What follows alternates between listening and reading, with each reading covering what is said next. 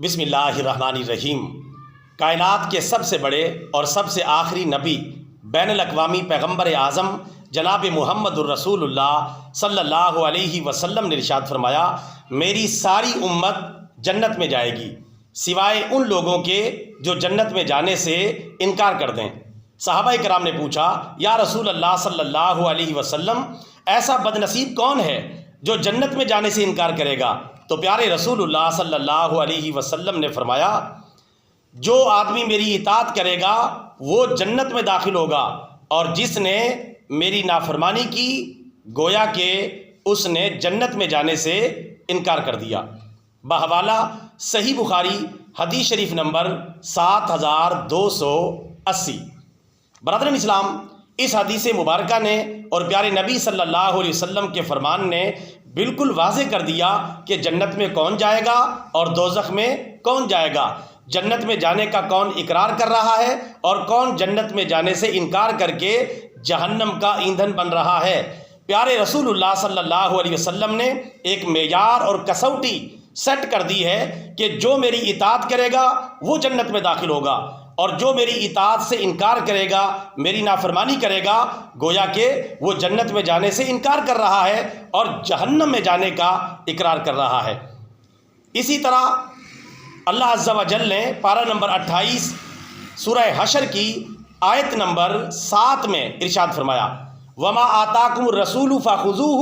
وَمَا نَهَاكُمْ عَنْهُ فَانْتَهُوا، اور جو کچھ پیارا رسول تمہیں دے وہ لے لو، اور جس کام سے پیارا رسول تمہیں منع کرے اس سے باز آ جاؤ۔ اللہ تعالیٰ کا بھی یہی فرمان ہے کہ پیارے رسول صلی اللہ علیہ وسلم کی پیروی کرو گے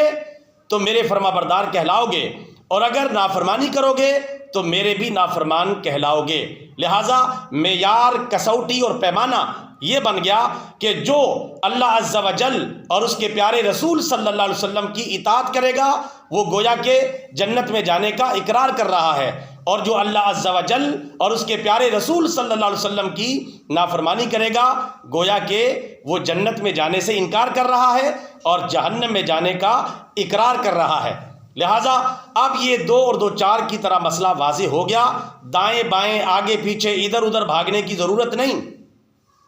اس کے پاس اس کے پاس فلاں کے پاس ادھر جانے کی ضرورت نہیں۔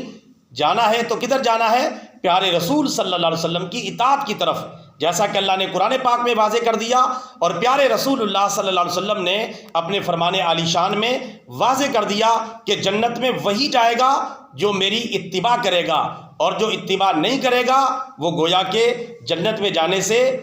انکار کر رہا ہے اور جہنم میں جانے کا اقرار کر رہا ہے۔ کوئی بندہ کسی جنتی یا بہشتی دروازے سے نکلنے سے جنت میں نہیں جائے گا، بلکہ کسی بہشتی یا جنتی دروازہ جو جعلی لوگوں نے بنائے ہوتے ہیں